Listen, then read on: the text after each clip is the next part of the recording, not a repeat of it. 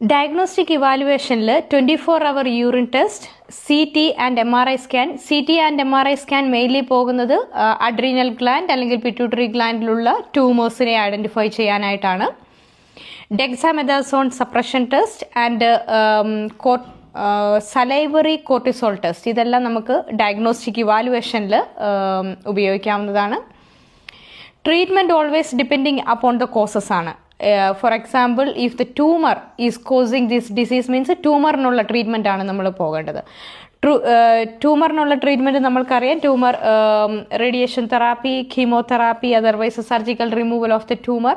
But ഇതെല്ലാം depending upon the patient കണ്ടീഷനാണ്. പേഷ്യൻ്റെ ഏജ്, പേഷ്യൻ്റ് സർജറിയുമായിട്ട് എങ്ങനെ റിയാക്ട് ചെയ്യുന്നു, ആൻഡ് പേഷ്യൻ്റ് എങ്ങനെ ഈ സർജറി ഓവർകം ചെയ്യാനുള്ള പേഷ്യൻറ്റിൻ്റെ സ്റ്റാറ്റസ് എന്താണ്, ഫിസിക്കൽ ആൻഡ് മെൻ്റൽ സ്റ്റാറ്റസ് എന്താണ്, ഇതെല്ലാം ഇതിനകത്ത് ഫാക്ടറാണ്.